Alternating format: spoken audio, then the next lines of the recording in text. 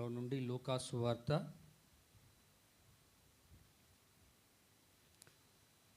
5వ అధ్యాయం.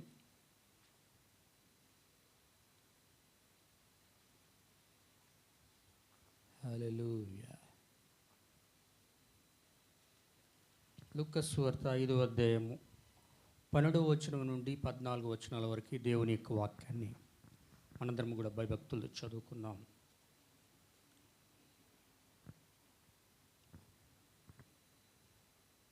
ఆయన యొక్క పట్టణంలో ఉన్నప్పుడు ఇదిగో కుష్ఠరోగముతో నిండిన ఒక మనుషుడు ఉండెను. వాడు యేసును చూసి, ప్రభువా, సాగిలపడి, ప్రభువా, నీకిష్టమైతే నన్ను శుద్ధినిగా చేయగలవని ఆయన్ను వేడుకొనెను. అప్పుడు ఆయన చేయి చాపి వానిని ముట్టి, నాకు ఇష్టమే, నీవు శుద్ధుడు కమ్మని అనగానే రోగం వానిని విడిచాను. అప్పుడు ఆయన, నీవు ఎవరితోనూ చెప్పక వెళ్ళి వారికి సాక్ష్యార్థమై నీ దేహమును యాజకునికి కనుపరుచుకొని నీవు శుద్ధుడైనందుకు మోషే నియమించినట్లు కానుకలను సమర్పించమని ఆజ్ఞాపించెను. ఆమేన్.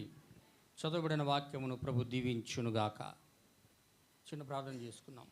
మహోన్నతుడా, సర్వాధికారి, పరిశుద్ధుడా, నీకు స్తుతులు స్తోత్రములు. చదవబడిన వాక్యమును దీవించుము, ఆశీర్వదించండి. వాక్యముల నుండి మీరు మాతో మాట్లాడము. సంగములతో ఆత్మ చూపుచున్న మాట చెవిగలవాడ వినుగాక అన్నారు.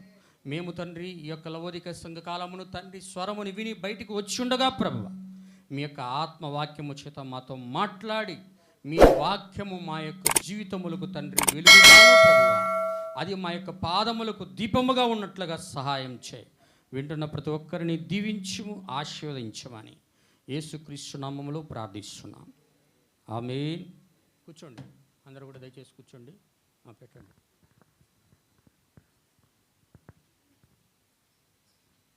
హల్లెలూయా. దేవుని యొక్క నామానికి మహిమ కలుగును గాక. దేవునికి స్తోత్రం.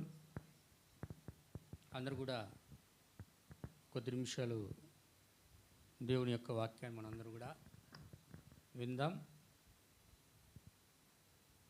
గమనించండి నా ప్రియమైన సోదరి సోదరులారా, మనము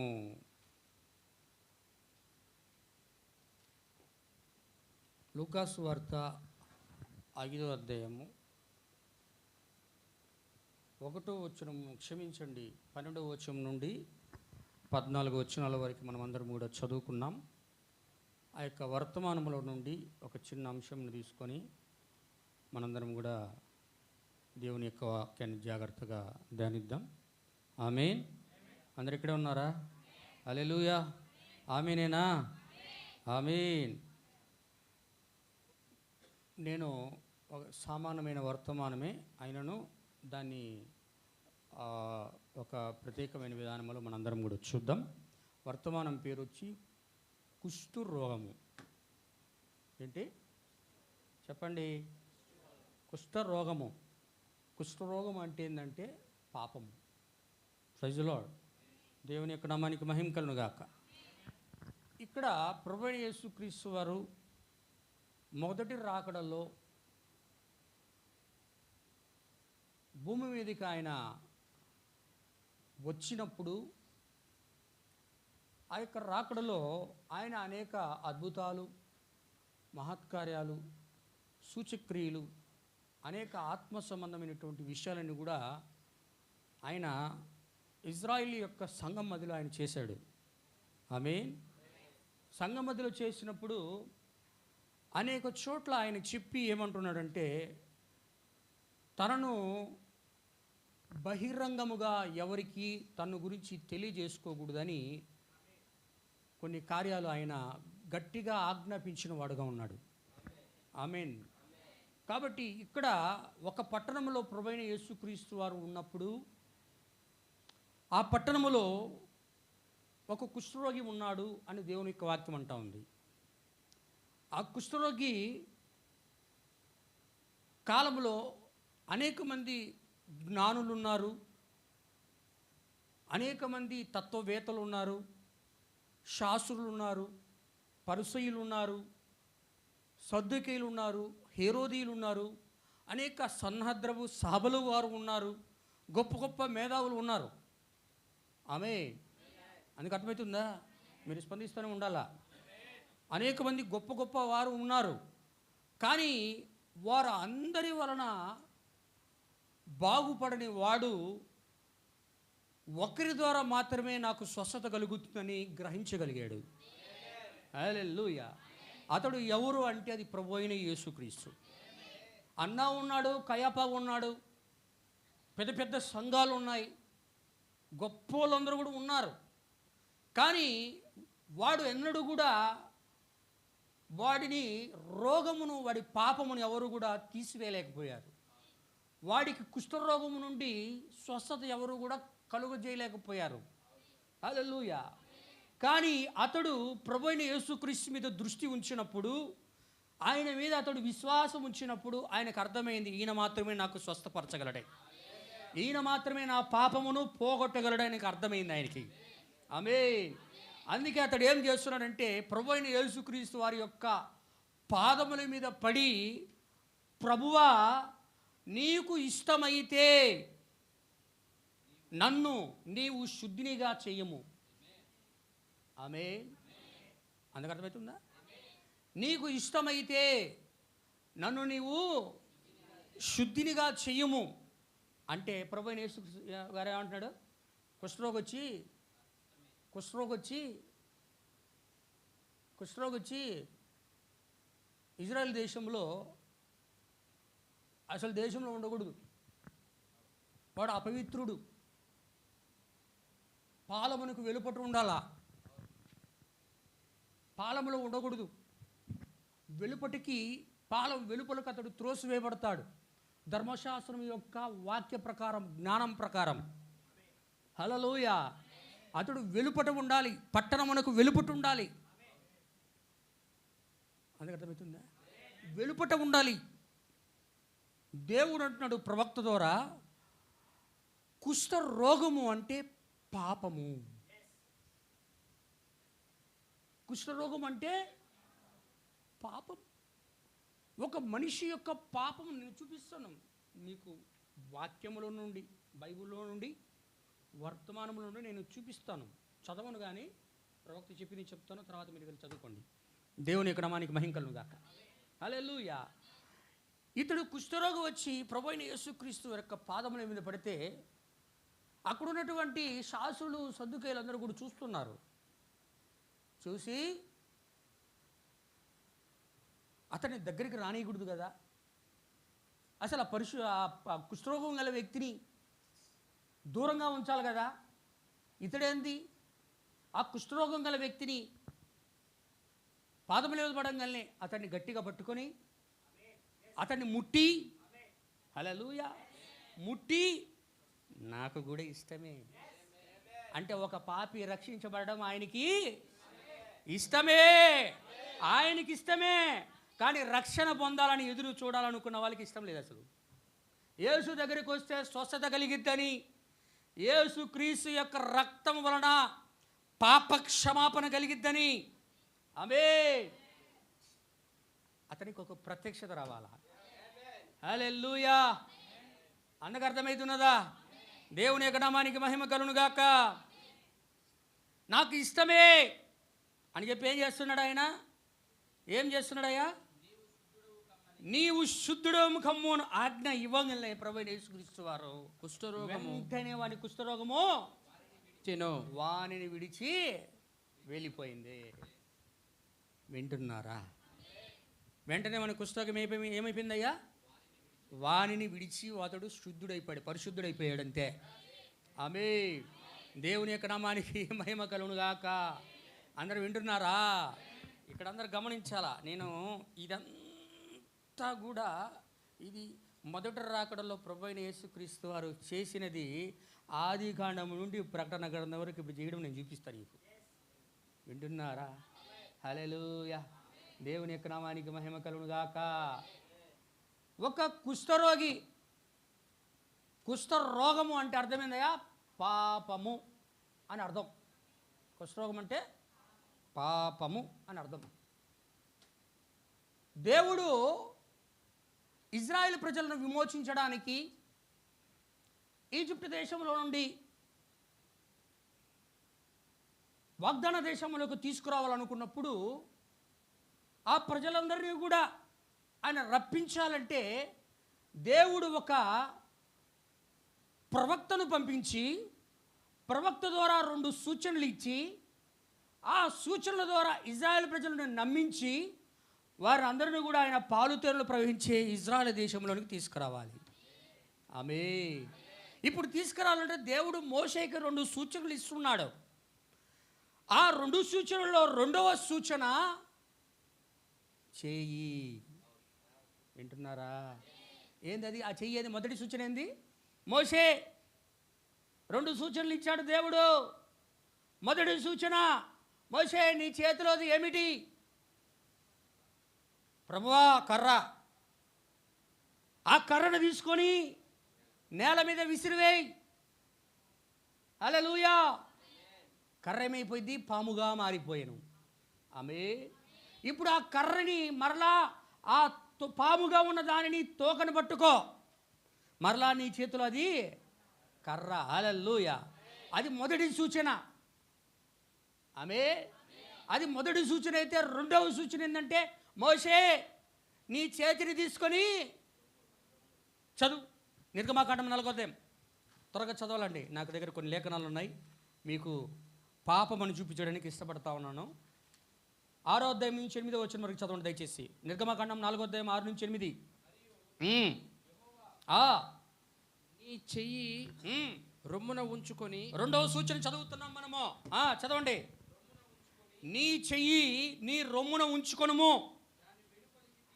నువ్వు దాన్ని బయటికి తీసినప్పుడు ఆ చెయ్యి కుష్ఠము గలదైపోయింది. హిమము వలె తెల్లగా ఆయను. హల్లెలూయా. ఏమైపోయింది సార్? వలె తెల్లగా ఆయను. కుష్ఠరోగము గల చెయ్యిగా హిమము వలె, అంటే మంచులాగా చెయ్యి కుష్ఠరోగము గలదా అంటే అది ఎలా ఉన్నది అంటే పచ్చి మాంసం ముద్దలాగా ఉంది చెయ్యి. హల్లెలూయా. ఎప్పుడు? ఆ రొమ్ములో నుండి బయటకు వచ్చేటప్పుడు. మొదట బాగానే ఉన్నది, అది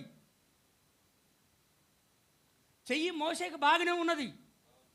అది రొమ్ములో పెట్టుకుని బయట తీసినప్పుడు ఏమైపోయింది? అది హిమము వలె కుష్ఠరోగము గల మాంసం ముద్దలాగా తయారైపోయింది ఇది. అవే ఇప్పుడు అదే చెయ్యిని దేవుడు, ఆ మాంసం ముద్ద గల కుష్ఠరోగము గల చెయ్యిని మరలా తన రొమ్ములో ఉంచుకున్నాడు ఆయన. హల్లెలూయా. ఎప్పుడైతే రొమ్ములో ఉంచుకున్నాడో మరలా బయటికి తీసినప్పుడు మునపటి వలె మామూలుగా పరిపూర్ణంగా మారిపోయింది. ఆమేన్. హల్లెలూయా. దీని గురించి దేవుడు ఏమంటాడంటే, దేవుని యొక్క ముందు నిర్ణయములో ఏర్పాటులో ఉన్న ప్రతి ఒక్క విశ్వాసి దేవుడి యొక్క హృదయములో రొమ్ములో ఆయనలో ఉన్నప్పుడు అతడు పరిపూర్ణుడుగా ఉన్నాడు. ఎవరు? ప్రతి ఒక్క విశ్వాసి, దేవుని యొక్క కుమారుడు, దేవుని యొక్క కుమార్తె పరిపూర్ణుడుగా ఉన్నాడు లోపల. అతడు ఆయనలో నుండి లోకములకు వచ్చేటప్పుడు ఒక పాపిగా వస్తున్నాడు. అవునా కదా? ఎలా వస్తున్నాడు? ఒక లైంగిక క్రియ ద్వారా, ఒక శరీర క్రియ ద్వారా పాపములో జన్మిస్తూ ఉన్నాం, అతిక్రమములతో జన్మిస్తూ ఉన్నాం, అబద్ధములు ఆడుతూ లోకంలోకి వస్తూ ఉన్నాం, మోసములు చేస్తూ లోకంలోకి వస్తూ ఉన్నాం, ఇష్టానుసారంగా జీవిస్తూ లోకంలోకి వస్తూ ఉన్నాం. అది అనుమతిపూర్వక చిత్తంగా లోకంలోకి వచ్చాడు. ఆమేన్. హల్లెలూయా. అతడు లోపల ఉంచుకుని బయటకు వచ్చేటప్పుడు ఎలా కుష్ఠరోగం గల చెయ్యిగా ఉన్నదో, మనుషుడు కూడా దేవునిలో నుండి బయటకు వచ్చేటప్పుడు పాపిగా ఉన్నాడు. ఇప్పుడు మరలా మోసే తన చెయ్యి ఎత్తి మరలా రొమ్ములో ఉంచుకున్నప్పుడు, తన యొక్క హృదయం మీద ఉంచుకున్నప్పుడు మరలా బయటికి తీస్తే చెయ్యి పరిపూర్ణమైన మామూలు చెయ్యిగా మారిపోయింది. హల్లెలూయా. ఈ లోకంలో ఉండి పాపముగా ఉన్న పుట్టిన కుమారుడు కొత్తగా జన్మించి దేవుని ఆత్మచేత జన్మించి దేవునిలోనికి వెళ్ళేటప్పుడు, మరలా ఆయనలోకి వెళ్ళేటప్పుడు పరిపూర్ణుడిగా మారిపోతాడు. ఆమేన్. అది చూపిస్తూ ఉన్నది అక్కడ. అందుకే మోషేకి ఒక సూచన అక్కడ ఇస్తా ఉన్నాడు ఆయన. అందుకు అర్థమైందా? హల్లెలూయా. అది మోషే దగ్గర ఒక కుష్ఠం, కుష్ఠరోగం. అందుకు దేవుడు సూచనగా అక్కడ ఇచ్చాడు. ఒక విశ్వాసి పాపముగా లోకములో జీవించాడు, దేవునిలోనికి పరిపూర్ణుడిగా మారిపోవడానికి సూచిస్తా ఉన్నాడు. ఆమేన్ చెప్పండి. దేవుని యొక్క నామానికి మహిమ కలుగును గాక. హల్లెలూయా. ఇప్పుడు కుష్ఠరోగం ఒక పాపమై ఉన్నది. ఇంకా కొన్ని కార్యాలు చూసుకుంటే, ఆజ్ఞ అతిక్రమించినప్పుడు, పాపము చేసినప్పుడు ఈ పాపం కనపడుతుంది. ఎప్పుడు అతడు ఇజ్రాయిలీ యొక్క పాలములో ఉండకుండా అతడు గెంటి వేయబడతాడు. అతడిలో ఆ మచ్చైన, ఆ పుండైన నొసటి యందు కానీ, తల యందు కానీ, పట్టతల యందే కానీ, అతడి యొక్క నొసటి యందే కానీ ఆ కుష్ఠరోగము కనబడినప్పుడు, ఆ కుష్ఠరోగము కలిగిన వ్యక్తి ఏం చేయాలంట? వింటున్నారా? ఏం చేయాలా? ఏం చేయాలంటే తల వెంట్రుకలు విరజువ్వుకోవాలా, విరబోసుకోవాలా, తన పై పెదవును మూసుకోవాలా, వీధిలోకి వచ్చి నేను అపవిత్రుడను, నేను అపవిత్రుడను, అపవిత్రుడని బిగ్గలగా కేకలు వేయాలి. హల్లెలూయా. ఎప్పుడైతే అలా కేక వేస్తాడో వెంటనే యాజకుడు వచ్చి అతను పరీక్షించాలి. చదవండి లేవీకాండం 13వ అధ్యాయం. లేవీకాండం 13వ అధ్యాయం 42 వచనం చదవండి.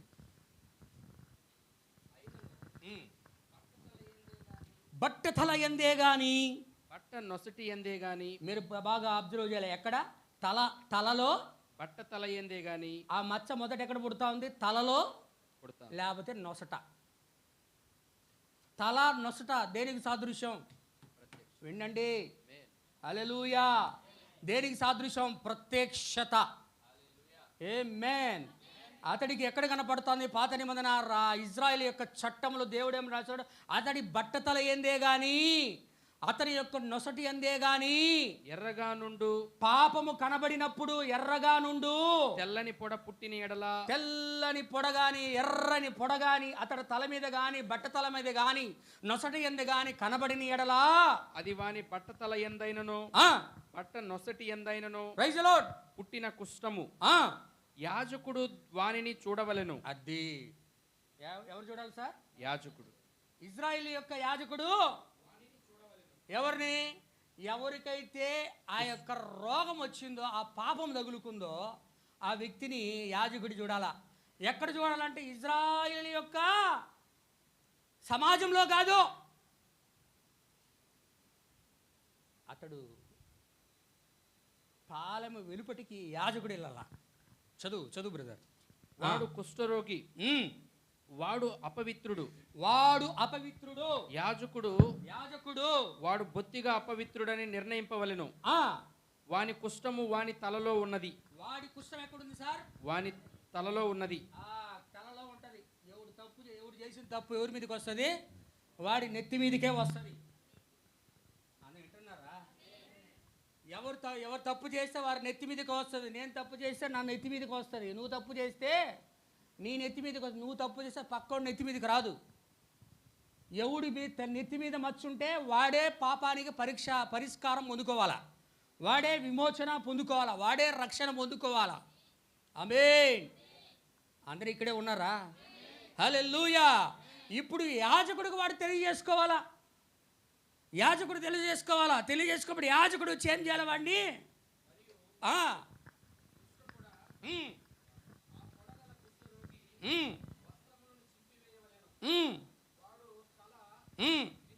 కొనవలెను. తల ఏం చేయాలా? విరియబోసుకొనవలెను. తల విరబోసుకోవాలా. వాడు తన పై పెదవిని మూసుకోవాలా, కప్పుకొని అపవిత్రుడను. ఎందుకు పై పెదవి మూసుకోవాలా? ఎందుకు పై పెదవి మూసుకోవాలా? చెప్పండి. మాటలు వచ్చేది ఎక్కడి నుంచి? నోట్లో నుంచి వచ్చినా వాడేది ఎక్కువగా పై పెదవే. హల్లెలూయా. అందరికి వింటున్నారా? అర్థమవుతుందా? ఇక్కడ నేను చెప్పే వాక్యం స్పందించాలా. ముద్దులాగా గుండ్రాలాగా పెట్టుంటుంది. ఎట్లా గుండ్రాల్లాగా ఉంటే సరిపోదు. ఇక్కడ అది ఇంటికి పిల్లర్ వేసి ఉంటారు బాగా స్ట్రాంగ్గా. ఏంది, పిఏ సిమెంటో, భారతీయ సిమెంటో, కొర్రమండలి సిమెంటో, ఏదో ఒక సిమెంటు వేసి పిల్లర్ వేస్తే పిల్లర్ కదలదు అనమాట. ఆ పిల్లర్ లాగుంటే సరిపోదు. హల్లెలూయా. దేవుని యొక్క నామానికి మహిమ కలుగును గాక. ఇప్పుడు ఇక్కడ ఏమైపోయాడు? నొసటి ఎందే కానీ బట్టతల ఎందే కానీ ఆ కుష్ఠరోగము గల పొడ ఉన్న వ్యక్తి నీ వచ్చి యాజకుడు పరీక్షించినప్పుడు అది పరిష్కారం అవుతా ఉన్నది. యాజకుడు చెప్తా ఉన్నాడు, నీకు కుష్ఠరోగం ఉంది అబ్బాయి, కన్ఫామ్ నీకు పాపం వల్ల కుష్ఠరోగం వచ్చేసింది. నువ్వేం చేయాలంటే ఆ కుష్ఠరోగము నిన్ను విడిచిపెట్టి వెళ్ళిపోవు వరకు, నీకు నిర్ణయించబడిన ఆ దినము వచ్చేంత వరకు నువ్వేం చేయాలంటే పాలమునకు వెలుపటే ఉండాల. ఇజ్రాయెల్ దేశంలో ఉండకూడదు. హల్లెలూయా. ఎక్కడుండాలా? పాలమునకు వెలుపట వెళ్ళిపోయి చెట్టు సందుల్లో పెద్ద పెద్ద చెట్లు ఉంటాయి. చెట్ల సందుల యొక్క తొర్రల్లోనో, కొండల యొక్క గుహల్లోనో, లేకపోతే ఏదో ఒక పూరిపాక వేసుకొని ఆ పూరిపాకలో నివసిస్తూ ఉంటే వానికి సంబంధించినటువంటి బంధువులు అదిగో అంత దూరం నిలబడి ఆహారాన్ని తీసుకొచ్చి ఇట్ట ఊపుతారు చేతులు. వింటున్నారా? ఇట్ట ఊపుతారు చేతులు. అప్పుడు ఆయన ఆడి నుంచి అనగానే ఇట్ట చూపించి వెనక్కి తిరిగి చూసుకుని వెళ్ళిపోతారు ఇజ్రాయెల్ ప్రజలు. వింటున్నారా? హల్లెలూయా. ఇప్పుడు అలా వెళ్ళిపోగానే వాళ్ళు వెళ్ళిపోయిన తర్వాత ఆ కుష్ఠరోగు నడుచుకుంటా వచ్చి తెచ్చిన ఆహార పదార్థాన్ని తీసుకొని ఇప్పుడు నేరుగా వెళ్ళి ఆ గుహలోనో, ఆ గుడిసెలోనో, ఆ చెట్టు తోరలోనో కూర్చొని తిని ఆ రోగం పోయేంత వరకు ఎన్నడూ కూడా వాడి ఇంటికి కానీ ఇజ్రాయెల్ పాలెంలో కూడా రాకూడదు. అది ఇజ్రాయెల్ దేశానికి అపవిత్రము. అది భౌతిక సంబంధమైన పాపము. ఆమె అన్నకు అర్థమైందా? అంటే కుష్ఠరోగము అన్ని రోగముల కన్నా ఘోరమైన రోగం. ఏమైపోద్ది కుష్ఠరోగం వస్తే? కొంతమందికి ముక్కు ఊడిపోద్ది, కొంతమందికి చెవులు ఊడిపోతాయి, కొంతమందికి ఏళ్ళు మొత్తం పోతాయి, కాళ్ళు పోతాయి, కొంతమందికి శరీరం అంతా కూడా పచ్చి మాంసం ముద్దలాగా ఉంటుంది. అందుకే కుష్ఠరోగుల్ని రోనికి రానియకుండా బయటే, ఎక్కడ పాలెం బయటే ఎవడైనా పెడితే తినేది, లేకపోతే పస్తులుండి బతుకున్నంతకాలం రోగం పోయే వరకు బతకాలా, లేకపోతే ప్రాణమంత వరకు బతికి చచ్చిపోవాలా. Praise the Lord. హల్లెలూయా. అందుకు అర్థమవుతుందా? అది కుష్ఠరోగానికి పెట్టినటువంటి విధి విధానం ధర్మశాస్త్రంలో. దేవుని యొక్క నామానికి మహిమ కలుగుగాక. అంటే దేవుడు అంటున్నాడు కుష్ఠరోగము అంటే పాపమై ఉన్నది. కుష్ఠరోగం అంటే పాపమై ఉన్నది. ఒక వ్యక్తి యొక్క జీవితంలో ఎప్పుడెప్పుడు కుష్ఠం బయలుదేరుతుంది తెలుసా? ఆజ్ఞ అతిక్రమించినప్పుడు. పాపం ఎప్పుడు వస్తుంది సార్? ఆజ్ఞ అతిక్రమమే పాపం వల్ల జీతమే మరణము. ఆజ్ఞ అతిక్రమం పాపం. ఆదాము, శ్రీమతి ఆదాములు ఇద్దరు కూడా తమ యొక్క జీవితంలో ఏదోనులో ఉన్నటువంటి ఆ వృక్ష ఫలములను కూడా దేవుడు తినకూడదన్నాడు. ఎప్పుడైతే వారిద్దరు కూడా వృక్ష ఫలములను తిన్నారో, ఎప్పుడైతే దేవుని యొక్క ఆజ్ఞను అతిక్రమించారో, ఎప్పుడైతే వాళ్ళు తప్పిదము చేశారో, వారి యొక్క జీవితంలోనికి పాపం అనేది అనుమతించబడింది. ఆమేన్. హల్లెలూయా. ఎప్పుడైతే వారి జీవితంలోకి పాపం అనేది అనుమతించబడిందో, పాపం ఎప్పుడైతే తమలోనికి ప్రవేశించిందని వారు గుర్తించారో, తమకంటూ సొంత మార్గమును ఏర్పరచుకొని అంజూరపు ఆకులను తమ దిశముల చుట్టూ కట్టుకొని దేవుడు వస్తున్న సమయంలో వాళ్ళిద్దరు కూడా దాక్కున్నారు. హల్లెలూయా. ఎప్పుడైతే దాక్కున్నారో దేవుడు పిలిచాడు, ఆదామా ఆదామా నువ్వు ఎక్కడ ఉన్నావు అని పిలిచాడు. అప్పుడు ఆదాము దేవుడితో అంటున్నాడు, ప్రభువా నీ స్వరం ఉన్నప్పుడు నేను దిగంబరనై దాక్కుంటుని, నీ నొసట ముందు మచ్చ ఎలా వచ్చింది, నీలో పాపం ఎలా వచ్చింది, నీ నొసట ఎందు అది పాపమని ఎలా తెలిసింది, హల్లెలూయా ఎలా తెలిసిందంటే, ప్రభువా నువ్వు ఎప్పుడైతే చెప్పావో మాటను బట్టి నేను నీ మాట వినకుండా ఏం చెప్పిన మాట నేను తిన్నాను ప్రభువా అని. అయితే ఎప్పుడైతే ఆయన స్వరమును విని అన్నాడో, ఇప్పుడు దేవుడు ప్రధాన యాజకుడిగా మారిపోతున్నాడు. అవునా కాదా? ఎత్తైన పర్వతం మీదకి వెళ్ళి వధించబడిన ఒక గొర్రెపిల్లను తీసుకొని దాని రక్తముతో ఆయన వారిద్దరి మధ్యకు ప్రవేశించి వారిద్దరికి విమోచన కార్యాన్ని తాత్కాలికంగా ఆయన చేసి తెచ్చినటువంటి గొర్రెపిల్ల యొక్క రక్తము కారుతూ ఉన్న గొర్రెపిల్ల యొక్క ఆ యొక్క చర్మపులతోటి వాళ్ళకి పురుషునికి స్త్రీకి వస్త్రాలు తయారు చేసి వారిద్దరికి తొడిగించి వెళ్ళిపోయాడు. హల్లెలూయా. అక్కడ వచ్చిన కుష్ఠరోగానికి ఆయన పరిష్కారం చేశాడు. అక్కడ అందుకు అర్థమవుతుందా?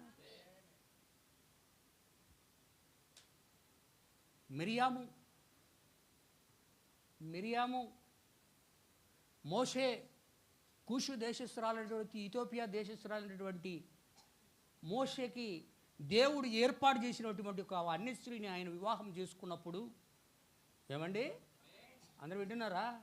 ఏం జరుగుతూ ఉన్నది? మిరియామే మన దేశంలో ఏమైనా అమ్మాయిలు లేరా? మన దేశంలో ఏమైనా స్త్రీలకు ఏమైనా తక్కువ కొదువై ఉన్నదా అని దేవుని యొక్క ప్రవక్త మీద వ్యతిరేకంగా, వారి యొక్క కాపరి మీద వ్యతిరేకంగా మాట్లాడినప్పుడు దేవుడు వారు మాట్లాడుతున్న మాటలను వింటూ ఉన్నాడు. ఆమేన్, హల్లెలూయా. ఎప్పుడైతే ఆయన విన్నాడో దేవుని యొక్క కోపం వచ్చేసిందట మోషేని గురించి మాట్లాడితే. వింటున్నారా?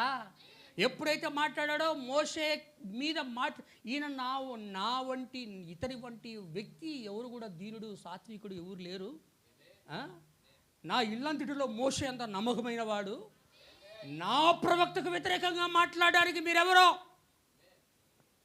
అని ఎవరు అంటున్నాడు? ఓ ప్రవక్తిని అయ్యా ఆయన. ఆమె మామూలు స్త్రీ కాదామె, ఒక ప్రవక్తిని, దేవుడు ప్రవక్తినిగా ఉంచిన ఒక స్త్రీ ఆమె, మోషే యొక్క అక్క ఆమె. హల్లెలూయా. తన సొంత సేవకునికి వ్యతిరేకంగా మాట్లాడినప్పుడు ప్రవక్తినిగా ఉన్న ఆమె మీద దేవుని కోపం వచ్చేసింది.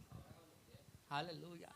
ఎప్పుడైతే కోపం వచ్చిందో దేవుని యొక్క ప్రత్యక్ష గుడారము మీద నుండి ఆ యొక్క మేఘస్తంభం ఎత్తపడుతున్నప్పుడు ఆమె యొక్క దేహమును మోషే ఆరోను చూసినప్పుడు ఆమె కుష్ఠరోగము గలదిగా, హిమమంతా కుష్ఠరోగం గలదిగా మోషేకి అహరోన్లు కనబడతావు. ఆమేన్. వింటున్నారా? హల్లెలూయా. ఈరోజు కూడా దేవుని యొక్క ప్రవక్త, వర్తమానికుడు, దేవుని యొక్క దూత, 7వ నక్షత్రం వర్తమానమును కానీ వర్తమానికుని కానీ వ్యతిరేకంగా ఎవరైతే మాట్లాడుతున్న వాళ్ళందరికీ కుష్ఠరోగం వస్తూ ఉంది. ఇప్పుడు పాపం అది కుష్ఠరోగం వచ్చేసింది అందరికీ. వాళ్ళందరూ అనుకుంటున్నారు, అబ్బా మేము బాగా షూట్ వేసుకొని ఉన్నాం, మేము బాగా టక్కులు చేసుకొని ఉన్నాం, మేము బాగా ఏం చేసుకొని ఉన్నాం, మేము బాగా కర్లింగ్ హెయిర్స్ ఉంది, మాకు అందమైన రూపం ఉంది మాకు అనుకుంటున్నారు వాళ్ళు. కానీ ఎప్పుడైతే వర్తమానానికి వ్యతిరేకంగా మాట్లాడతారో వాడికి కుష్ఠరోగం వస్తూ ఉంది. అక్కడ పాపముతోనే జీవిస్తున్నాడు వాడు. హల్లెలూయా. ఆమె చెప్పడే వ్యతిరేకంగా మాట్లాడిన వాళ్ళందరూ కుష్ఠరోగం వస్తూ ఉంది. దేవుడి యొక్క సేవకుడికి వ్యతిరేకంగా మాట్లాడే కుష్ఠరోగం వస్తూ ఉంది. అక్కడ తన సొంత అక్కైనా కూడా దేవుడు విడిచిపెట్టడం లేదు. కుష్ఠరోగంతో మొత్తాడు. చదవండి, ఎక్కడ? సంఖ్యాకాండం ఒకసారి చదవయ్యా. ఎక్కడుంది సంఖ్యాకాండం 12వ అధ్యాయం? చదువు, 121 పేజీ అనుకుంటా. త్వరగా చదవండి. అది ఎక్కడ?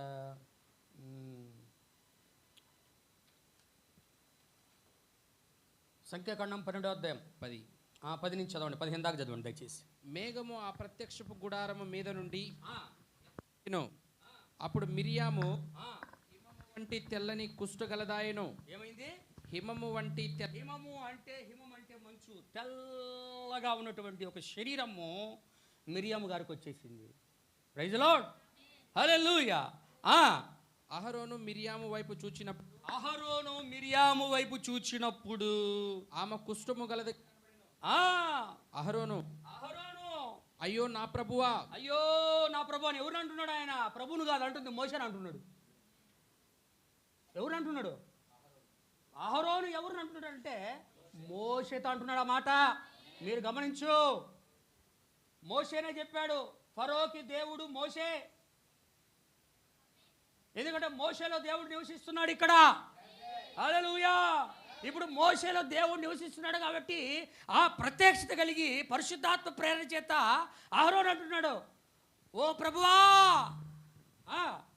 మేము అవివేకులమయ్యా, పాపులమైన మేము ఈ పాపమును మా మీద మోపవద్దు. గర్భములో నుండి పుట్టినప్పటికే, తన తల్లి గర్భములో నుండి పుట్టినప్పటికీ సగము మాంసము క్షీణించిన శిశువు వలె ఆమెను ఉండనీయకుమని. శిశువు వలె సగము మాంసము క్షీణించిందట. వింటున్నారా? అంటే కుష్ఠరోగం ఎట్లుంటుందో చెప్తున్నాడు అక్కడ. సగము మాంసము క్షీణించిన కుష్ఠము వలె ఆమెను ఉండనీయకుము. మోషేతో చెప్పగా మోషే ఎలుగెత్తి దేవా. ఇప్పుడు మోషేది చెప్పగల మోషే ప్రార్థన చేస్తున్నాడు, దేవా దయచేసి ఈమెను బాగు చేయమని. అయ్యా తప్పిదము ఆమె మీద మోపబాకయ్యా, ఆమెను బాగు చేయి ప్రభువా, శుద్ధిరాలుగా చేయి ప్రభువా. యెహోవాకు మొరపెట్టెను, దేవుడికి మొరపెట్టాడు మోషే. Praise the Lord. అప్పుడు యెహోవా మోషేతో దేవుడు అంటున్నాడు, ఏమంటున్నాడు? ఆమె తండ్రి ఆమె ముఖము మీద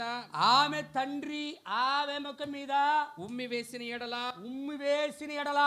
ఆమె 7 దినములు సిగ్గుపడును కదా. ఆమె 7 దినములు ముఖం మీద ఉమ్మి వేసినప్పుడు సిగ్గుపడును కదా. ఆమె పాలము వెలుపల 7 దినములు ప్రత్యేకముగా ఉండవలెను. ఎన్ని దినాలు ఉండాలా? 7 దినాలు ఉండాలా? 7 దినాలు ఉండాలా. హల్లెలూయా. ఒక వ్యక్తికి విమోచన జరగాలంటే 7వ సంఘకాలం వరకు ఆగాల. హల్లెలూయా. 7 దినములు వెలుపట ఉండవలని కదా. తర్వాత ఆమెను చేర్చుకొనవలెను. అప్పుడు 7 దినముల తర్వాత ఆమెను ఏమైనా చేర్చుకోవాలి. కాబట్టి మిరియాము 7 దినములు పాలెము వెలుపలనే గడపెను. మిరియాము మరలా చేర్చబడు వరకు, మిరియాము సంఘములో చేర్చబడు వరకు జనులు ముందుకు సాగరైరి. ముందుకు ప్రయాణములో కొనసాగలేదు. వింటున్నారా? హల్లెలూయా. సంఘములో పాపం కనపడితే, పాత నిబంధనల సంఘములో పాపం కనపడితే సంఘం ముందుకు పోవడంలా ఆగిపోతూ ఉంది. కానీ కొత్త నిబంధనలో సంఘంలో పాపము ఏ విశ్వాసికి సంబంధించిందే ఆ విశ్వాసికి సంబంధించింది. సంఘమంతా విశ్వాసి కాదు. సంఘంలో ఎల్లప్పుడూ కూడా 3 రకాలైన వాళ్ళు ఉంటారని గుర్తుపెట్టుకోవాలా. అబే హల్లెలూయా. ఇప్పుడు ఏం చేయాలంటే 7 దినముల వరకు మిరియాము బాగుపడే అంత వరకు వెలుపటనే శిక్ష అనుభవిస్తూ ఉంది. 7 దినముల తరువాత ఆమె పరిశుద్ధురాలుగా పవిత్రురాలుగా మారిపోయిన తర్వాత ఆమె సంఘములో కలుసుకున్నాక దేవుని యొక్క సంఘం మరలా ముందు కొనసాగుతా ఉంది. ఆమేన్. అందరం ఏం చెప్పండి అయ్యా. హల్లెలూయా. దేవుని యొక్క నామానికి మహిమ కలుగును గాక. మొదటిది చెయ్యి పెట్టినప్పుడు కుష్ఠరోగం. రెండోది దేవుని యొక్క సేవడికి వ్యతిరేకంగా చేసినప్పుడు కుష్ఠరోగం. మూడవది స్థానము మారినప్పుడు కూడా రోగం వస్తుంది. వింటున్నారా? ఎప్పుడు? ఉజ్జియా ఎవరు? రాజు. యాజకుని స్థానము కాదది. యాజకుని యొక్క స్థానమును ఉజ్జియా తీసుకొని ధూపం వేసినందుకు ఉజ్జా యొక్క ఎక్కడ వస్తుంది కుష్ఠరోగము? నొసట వస్తుంది. వింటున్నారా? మీరు చూడ కుష్ఠరోగం వస్తున్న స్థలాలు మొదట వచ్చి మోషే కాలంలో చెయ్యి చూపిస్తున్నాడు. చెయ్యి. లేవి కాండంలో నొసట బట్టతల చూపిస్తున్నాడు, తల. ఇక్కడికి వచ్చేసరికి ఇక్కడ కూడా నొసట చూపిస్తున్నాడు ఉజ్జయ కాలంలో. హల్లెలూయా. యేసుక్రీస్తు కాలం వచ్చేసరికి శరీరం అంతా కూడా కుష్ఠరోగం చూపిస్తున్నాడు. అవే అందరికి నోరులు ఉన్నాయా? హల్లెలూయా. దేవుని యొక్క నామానికి మహిమ కలుగును గాక. చూడండి ఆ యొక్క రోగము యొక్క విధానము, శరీరం అంతా కూడా ఎలా పనిచేస్తూ ఉందని. ఏమండి? ఇప్పుడు కుష్ఠరోగం బాగుపడాలంటే వాడికి ఒక విధి నిర్ణయించాడు ఆయన.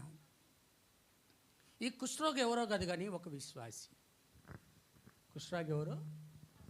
విశ్వాసి, దేవునిలో ఉన్నటువంటి ఒక విశ్వాసి. ఆమేన్. హల్లెలూయా. కానీ దానికి ఆ కుష్ఠరోగాన్ని, ఆ పాపాన్ని పోగొట్టేవాడు ఎవరు అంటే అది కేవలం ప్రభువైన యేసుక్రీస్తు. హల్లెలూయా. ఆ కుష్ఠరోగాన్ని, పాపాన్ని తీసివేయవాడు ఎవరంటే పాపములు క్షమించుటకు మనుష్య కుమారునికి భూమి మీద అధికారము కలదు. అది ఎంత గొప్ప వ్యక్తి అయినా పాపములు క్షమించడానికి భూమి మీద మనుష్య కుమారుడికి మాత్రమే అధికారం గలదు. హల్లెలూయా. దేవుని యొక్క పరిశుద్ధ నామానికి మహిమ కలుగును గాక. ఒక దేశంలో గొప్పవాడు, బలాఢ్యుడు, యోధుడు, సైన్యాధిపతి ఒకడు ఉన్నాడు. ఎవర్రా అంటే ఇజ్రాయెల్ దేశాన్ని ఓడించి ఇజ్రాయెల్ దేశంను గెలిచినాడు. ఎవర్రా అంటే సిరియా దేశం వాడినటువంటి ఎవరు సార్? నయమాను గారు. Praise lord. చూడండి 2 రాజుల గ్రంథం 5వ అధ్యాయం. 5వ అధ్యాయమేనా? చదవండి అయ్యా, చదవమ్మా. సిరియా రాజు, అది సిరియా రాజు అయినటువంటి క్షమించండి, సైన్యాధిపతి అయిన నయమాను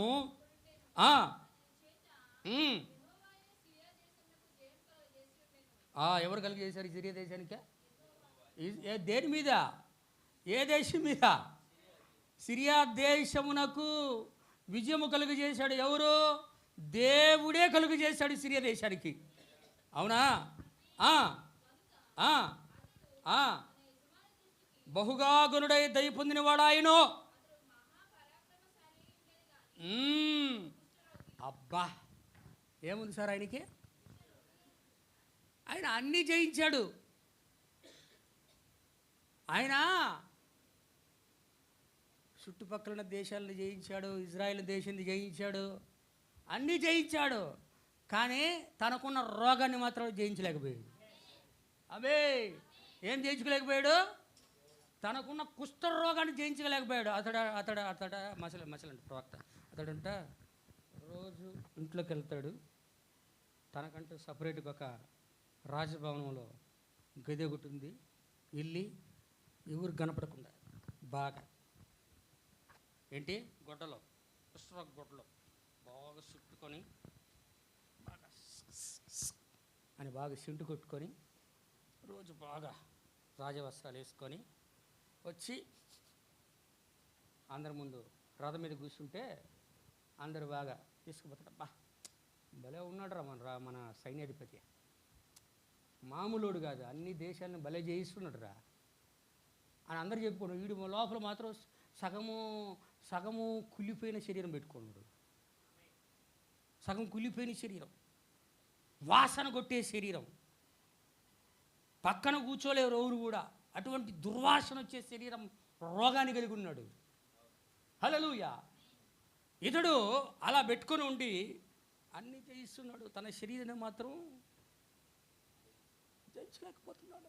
ఆ రోగాన్ని మాత్రం స్వస్థత పొందుకోలేకపోతున్నాడు. శుద్ధుడు కాలేకపోతున్నాడు. పరిశుద్ధుడు అవ్వలేకపోతున్నాడు. అపవిత్రుడుగానే ఉన్నాడు. ఆమేన్. హల్లెలూయా. ఆ దేశాలకన్నిటికి కూడా వెళ్ళి యుద్ధం చేస్తా అంటే ఒక చిన్నదాన్ని పట్టుకొచ్చాడట. ఎవరినే? ఇజ్రాయేలు చిన్నది ఒకటి తీసుకొచ్చి, ఆమె ఇజ్రాయేల్ దేశం నుండి సిరియా దేశానికి పని మనిషిగా వచ్చినా కూడా అక్కడ కూడా తన దేశం గురించి సాక్ష్యం ఇస్తూ ఉంది. హల్లెలూయా. మనము కూడా ఎక్కడ ఉన్నా కూడా క్రీస్తుకు సాక్షులుగా ఉండాలి. సంఘములో ఉన్నను, వెలుపట ఉన్నను, దారిలో ఉన్నను, మన యొక్క ప్రవర్తన విధానం బట్టి మన గురించి వాళ్ళు సాక్ష్యం చెప్పుకోవాలి.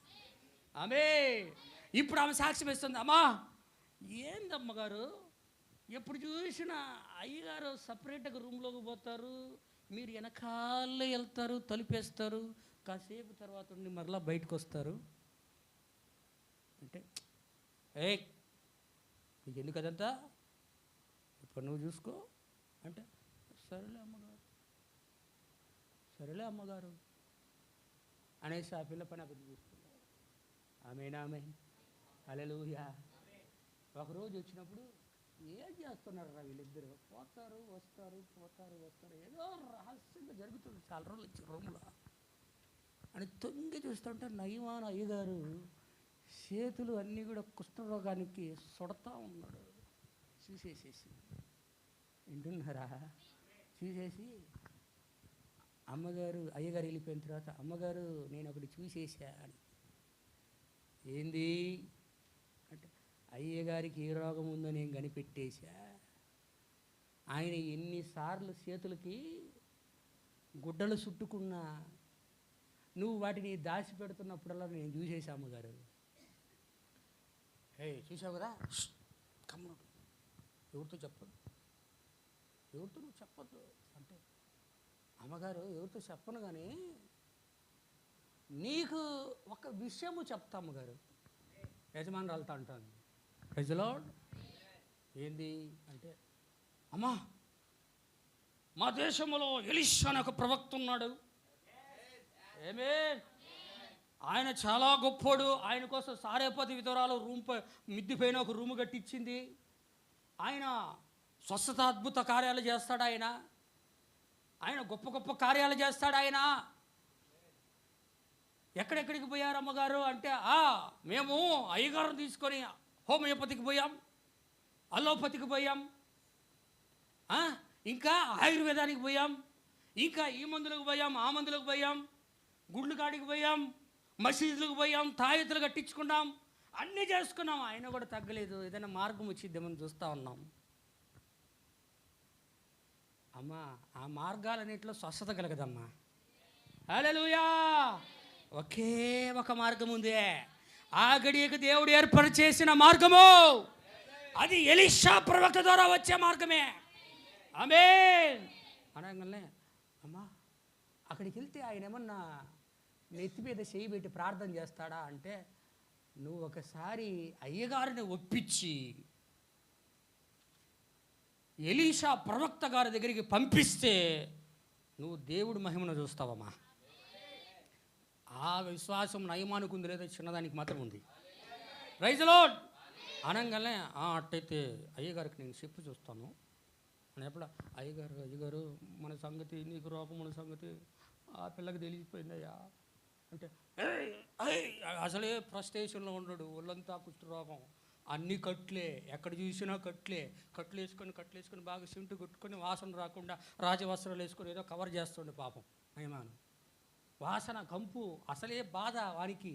అన్నీ చేశాడు, నాకు రోగం బాలేదే, నేను శుద్ధుని కాలేదే, నా రోగం ఎప్పుడు పోయిద్దరా నాయన, ఏ కొత్త డాక్టర్ దొరుకుతాడో నాకని చూస్తున్నాడు. హల్లెలూయా అనగానే ఈ విధంగా ఎలీషా ప్రవక్త, డాక్టర్ ఎలీషా గారంట, ఇజ్రాయెల్ దేశంలో ఉన్నాడంట. ఆయన దగ్గరికి మన రాజుగారితో రికమెండేషన్ చేయించి పత్రిక రాపించుకొని స్పెషల్గా 1000 మంది ఉన్నా కూడా నేను ముందు నీకే ప్రార్థన చేసి పంపిమని చెప్పాలా. అందుకని లెటర్ రాపించు, మీరు సైన్యాధిపతి కదా, హల్లెలూయా, సైన్యాధిపతి కదా, చెప్పయ్యా అంటే, అవునా, సరే, ఎన్నో తిరిగినాం, ఇది ఒక్కదానికి పోయి చూద్దాం అంతే, ఏమైంది, ఎంతో డబ్బు ఖర్చు పెట్టుకున్నా, ఎన్నో కోట్ల రూపాయలు ఖర్చు పెట్టుకున్నా, ఇది ఒక్క మార్గం వెళ్ళి చూద్దాం ఏమైపోయింది, వింటున్నారా అంటే, సరే పోయి, రాజుగారు ఇజ్రాయేల్ దేశంలో ప్రవక్త ఎలీషా అంట, ఆయనకు ఒక లెటర్ రాయి సార్ అన్నాడు. నువ్వు నా దృష్టిలో చాలా గొప్పడు అయి, నీ వల్లే నా రాజ్యం ఈరోజు హ్యాపీగా ఉంది, నీ కోసం లెటరే కదా రాస్తా అని చెప్పి, ఇజ్రాయేలు రాజు అయినటువంటి నీకు గొప్పవాడైన నేను రాస్తున్నా, మా యొక్క సైన్యాధిపతిని పంపిస్తున్నా, ఆడ 1,00,000 మంది ఉన్న మొదట మా వాడికి నువ్వేం చేయాలంటే ప్రార్థన చేసి పంపించాలి అంతే. వింటున్నారా? అంటే లెటర్ రాసుకొని సైన్యాధిపతి దాసుడు ఒకటి తీసుకొని గుర్రం మీద ఎక్కి పోయింది. అక్కడికి ఇజ్రాయెల్ దేశానికి పోయారు. హల్లెలూయా. ఎల్లంగల్నే నా ప్రియమైన సహోదరి సహోదరులారా, ఎల్లంగల్నే ఈ రాజు దగ్గరికి ఇచ్చాడంట దేవుడు. రాజుకు తెలియలా ప్రవక్త ఉన్నాడనే సంగతి. తన దేశంలో అది ఒక దరిద్రం, రాజుకు బట్టిన దరిద్రం అది. రాజు అంటే దరిద్రుడు ఎవరు లేరు. రాజు అంట లెటర్ చదవగానే పొట్ట పొట్ట అనే వస్త్రాలని చింపుకుంటుండంట, బట్టలు చింపుకుంటుండ రాజు. ఇప్పుడు దాకా మా మీద గొడవలకు వచ్చింది చాలని, యుద్ధానికి వచ్చింది చాలని మరలా నన్ను కామెడీ చేయడానికి లెటర్ రాశాడు చూడు. కామెడీ మనల్ని చూస్తే వీడికి సిరియా దేశం వాడికి కామెడీ అయిపోయింది. గొడవలకే కదా అది మనకు కావాలంటే. అప్పుడు ఎలీషా చూస్తున్నాడు దర్శనంలో నవ్వుకున్నాడు ఎలీషా గారు. ఒరే నీకు తెలియకపోయినా వాళ్ళకి తెలిసిందిరా తన దేశంలో ప్రవక్త ఉన్నాడనే సంగతి. హల్లెలూయా. ఎలీషా ప్రవక్త యొక్క దాసుడు పంపి, ఆడు ఎందుకు సొక్కాలు చింపుకొని పిచ్చోళ్ళగా ఉంటాడు వానికి చెప్పు, ఎలీషా ప్రవక్త నేను ఉన్నాను ఇక్కడ అని. హల్లెలూయా. ఇప్పుడు దేవుడు ప్రార్థన చేస్తాడు. ఎలీషా, ప్రభా నయమాన్ వస్తున్నాడు, నయమానికి నేనేం చెప్పాలి చెప్పు ప్రభా. ఆమేన్ ఆమేన్ ఆమేన్ అని ప్రార్థన చేస్తా. ఎలీషా నా ప్రవక్త, నువ్వేం బయటకు కూడా పోవద్దా, రాంగల్నే నీ దాసుని పంపించి యోర్దాను నదిలో పోయి మునిగేసిరారా అని చెప్పండి అంతే. వింటున్నారా? కొన్నిసార్లు దేవుని దాసులు బయటకు కూడా రారు. యెహోవా ఇలాగ సెలవిచ్చున్నాడు మాట మాత్రం ఇవ్వగలరు. ఆమె ఎప్పుడైతే ఇచ్చాడో సరే రమ్మను అనగానే నయమాన పోయి ఇంటి ముందుకు పోయి గుర్రం మీద కూర్చొని దిగడం వల్ల అయ్యగారు కిందకి కుష్ఠరోగం ఉన్నా కూడా తగ్గడం వల్ల ఆయన ఇటు కూర్చొని దాసిని పంపించా అన్నాడంట. కైనసై చేయిస్తే లోపలికి వెళ్ళి, అయ్యగారు మా సైన్యాధిపతి వచ్చారు, కమ్ బయటకు రా అంటే, ఈయన ఒక దాసిని పంపిస్తే ఆయన ఇంకొక దాసిని పంపిస్తుంది.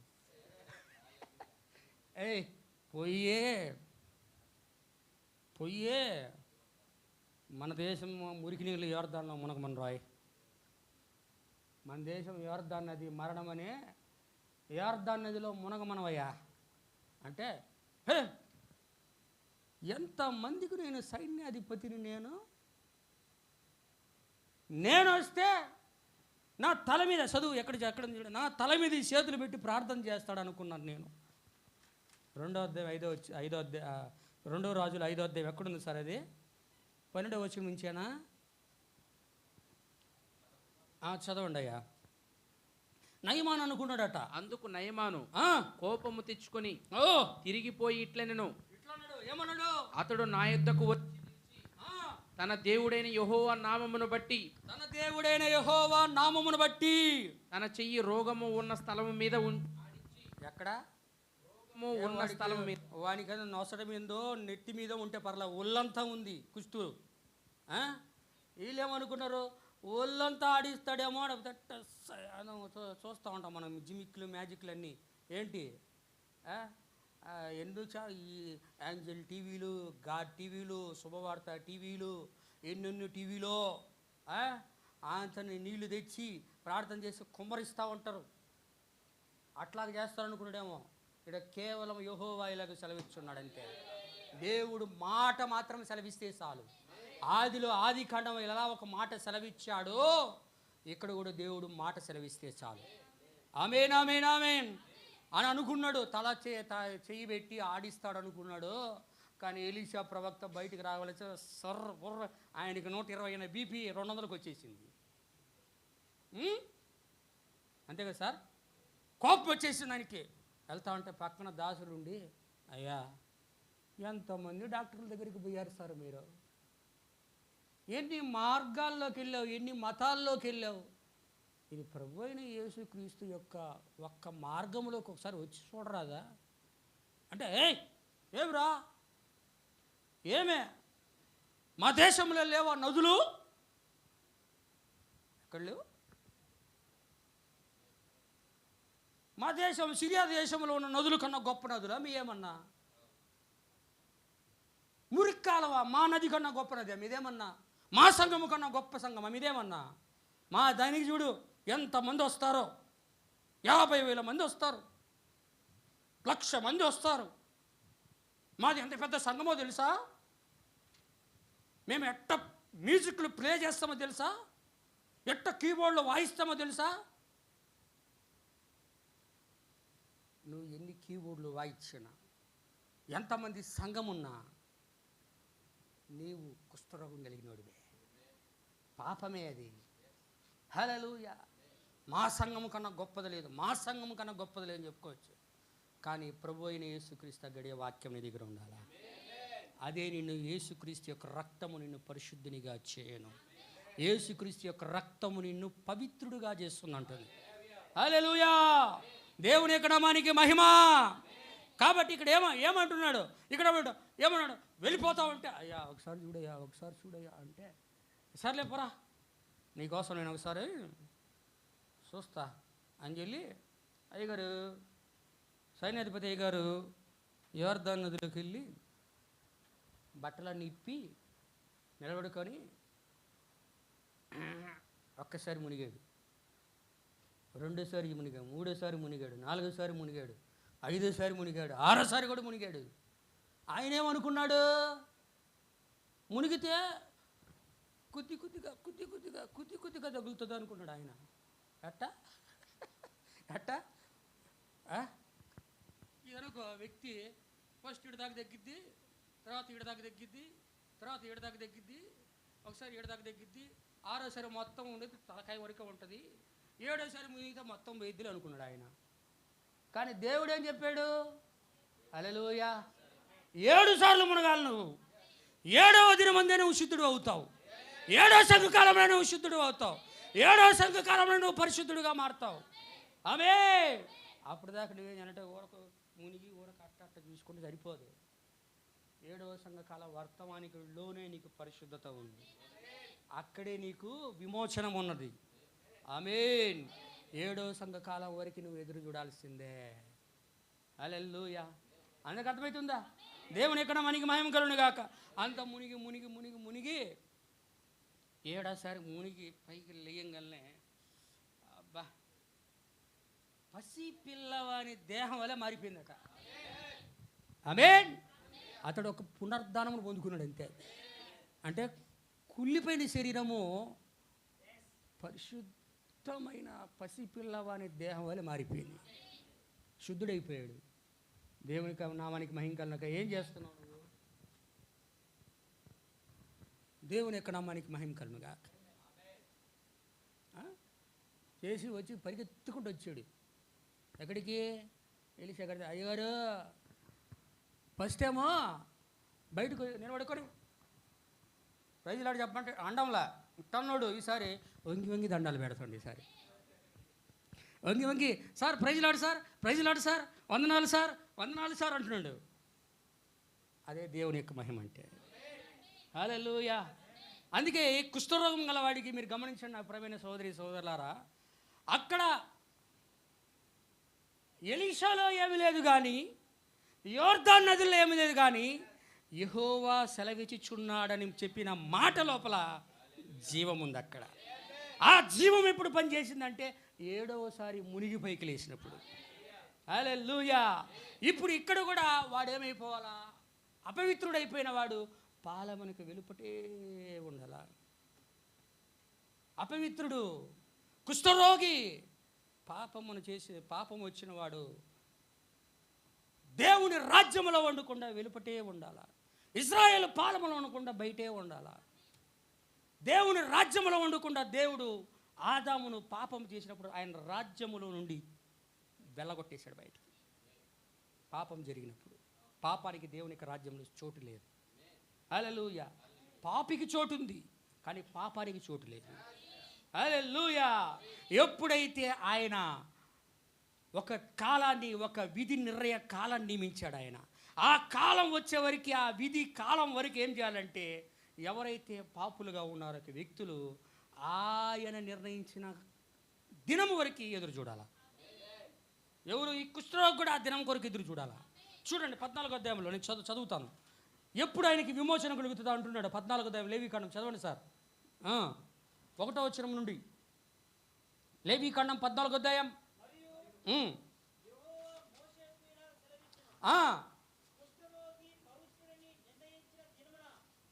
కుష్ఠరోగుడు అపవిత్రుడైపోయాడు.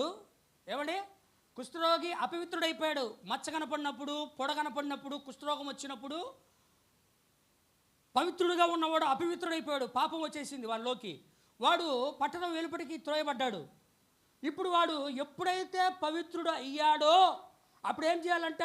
పవిత్రుడుగా నిర్ణయించబడినప్పుడు వాడు ఎప్పుడైతే పవిత్రుడు అవుతాడో వాడి గురించి ఒక విధి నిర్ణయాన్ని దేవుడు చెప్పాడు ధర్మశాస్త్రంలో. కుష్ఠరోగం వచ్చిన వాడికి ఏది ఆ విధి నిర్ణయమో? వింటున్నారా? ఎవరు తీసుకురావాలా? యాజకుడు. అంటే యాజకుడు పాలంలోకి వచ్చేయడం కాదు, వెలుపటికి పంపించినోడే మరి లోపలికి తీసుకురావాలా. దేవుడే ఏదో నుంచి బయటికి వెళ్ళగొట్టాడు. ఇప్పుడు దేవుడే మరలా ఏం చేయాలా? దేవుని రాజ్యంలోకి తీసుకురావాలా. అందుకే అర్థమవుతుందా? బాగా అర్థం చేసుకుని ప్రయత్నించండి నా ప్రియమైన సోదరి సోదరులారా. దేవుడే ఏదోలోంచి వెళ్ళగొట్టాడు పాపం చేసిన వాళ్ళని. ఇప్పుడు వాళ్ళని పరిపూర్ణులుగా చేసి పవిత్రులుగా చేసి మరలా దేవుని రాజ్యంలోకి తీసుకురావాలా. హల్లెలూయా. ఇప్పుడు లోపలికి తీసుకురావాలి కాబట్టి మరలా యాజకుడే వచ్చి పరీక్షించాలి అతన్ని. చూసినప్పుడు అతడికి పాపం ఉందనుకో, చదువు బ్రదర్, పాపం ఉన్నది ఆ వ్యక్తికి, ఆ పాపం పోయింది.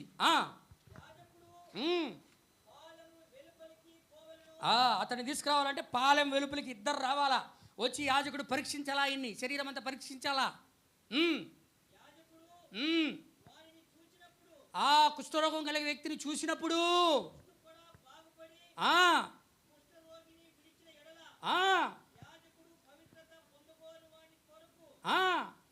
ఇప్పుడు ఏం కోరుకుంటున్నాడు ఆ వ్యక్తి? అపవిత్రుడు అయిపోయినాడు వాడు ఏం కోరుకుంటున్నాడు? పరిశుద్ధుడు అవ్వాలనుకుంటున్నాడు. అంటే విమోచించబడాలనుకుంటున్నాడు. దేవుని యొక్క ఇజ్రాయిల్ యొక్క సంఘములోకి మరలా రావాలనుకుంటున్నాడు. దేవుని యొక్క సన్నిధిలో ఉండాలనుకుంటున్నాడు. దేవుడితో సహవాసం చేయాలనుకుంటున్నాడు. ఆమేన్. అందరూ ఆమేన్ చెప్పండి. హల్లెలూయా. ఇప్పుడు అవ్వాలనుకుంటున్న వ్యక్తి ఏం చేయాలంటే పవిత్రత పొందగోరు వాడు ఏం చేయాలా? ఏం తీసుకురావాలా? ఏం తేవాలా? బాగా గుర్తుపెట్టుకో. రెండేం చేయాలా? రెండేంటి అయ్యే? 2 పవిత్రమైన పక్షులు. అది ఏంటంటాడంటే దేవుడు ఇంకొక చోట 2 పవిత్రమైన పక్షులు ఏంటంటే, ఒకటి పావురమైన తీసుకోవాలి, లేకపోతే గోలైన తీసుకోవాలి. ఒకటి పావురమైన తీసుకోవాలి, తీసుకుంటే 2 పావురాలు తీసుకోవాలి, లేదంటే 2 గువ్వలైనా తీసుకోవాలి. ఇవి 2 పవిత్రమైన పక్షులు. Praise the Lord. హల్లెలూయా. ఈ 2 పక్షులు తీసుకోవాలి. మొదటిది 2. మూడోది ఏంది? దేవదారు కర్ర. మూడో ఐటమ్ ఏంది అక్కడ? దేవదారు. మూడో వస్తువు ఏంటంటే దేవదారు కర్ర. మొదటిది రెండోది వచ్చి 2 పక్షులు, మూడోది వచ్చి దేవదారు కర్ర, నాలుగోది రక్తవర్ణము గల నూలు, నాలుగోది, ఐదోది హిస్సోపు. వింటున్నారా? అందరూ ఆమె చెప్పండి. నిద్రపోయేలా ఆమె చెప్పండి. Very good. దేవుడు మిమ్మల్ని దీవించును కాదు. నిద్రపోవద్దా? యాక్టివ్గా ఉండాలా. దేవునికి స్తోత్రం. అర్థమవుతుందా? ఇప్పుడు ఏమేమి తీసుకురావాలా? 2 పక్షులు, పవిత్రమైన పక్షులు 2. గుడిదో కుంటిదో, గుడ్డిదాన్నో కుంటదాన్నో, లేకపోతే రేపో మాపో సచ్చేదాన్నో, కళ్ళు లేని దాన్నో, ఏదో కుక్కరికి ఎక్కువ వచ్చిన కోడి అలాంటివి కాదు తీసుకొచ్చేది. లోపము లేనిది తీసుకురావాలా. హల్లెలూయా. 2 పవిత్రమైన పక్షులు, మూడవది ఏంది? దేవదారు కర్ర, నాలుగవది రక్తవర్ణపు నూలు, ఐదవది హిస్సోపు. ఆమేన్. Praise the lord. దేవుని యొక్క నామానికి మహిమ కలుగును గాక. ఎందుకు సార్? ఈ 2 పక్షులు పవిత్రమైన పక్షులు.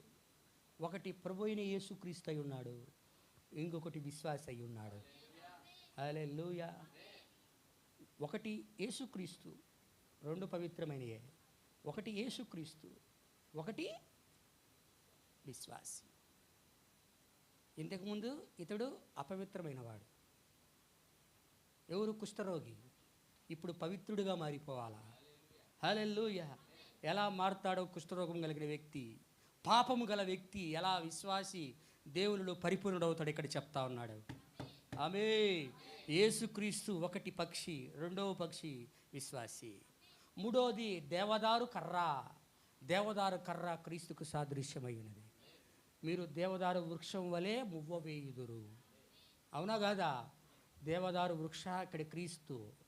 నాలుగవది రక్తవర్రపు నూలు, విమోచన. వింటున్నారా? ఏంది రక్తవర్రపు నూలు? రక్తవర్రపు నూలు విమోచకుని సూచన, విమోచనకు సూచన. హల్లెలూయా. దేవుని యొక్క నామానికి మహిమ కలుగునుగాక. విమోచన, రక్తవర్ణపు నూలు. నాలుగవది. ఐదవది హిస్సోపు. హిస్సోపును తీసుకునే మోషే ఇజ్రాయెల్ ప్రజలు ఏం చేశారు? గొర్రెపిల్ల యొక్క రక్తమును తీసుకొని ద్వారపు బంధముల ముందు పూశారు. అది కూడా క్రీస్తు అయి ఉన్నాడు. హల్లెలూయా. ఇవి సమస్తము కూడా ఒకటి క్రీస్తు, ఒకటి విశ్వాసి. రెండవది దేవదారు కర్ర క్రీస్తు, మూడవది విమోచన, నాలుగవది విమోచన, ఐదవది హిస్సోపు, అది కూడా క్రీస్తు.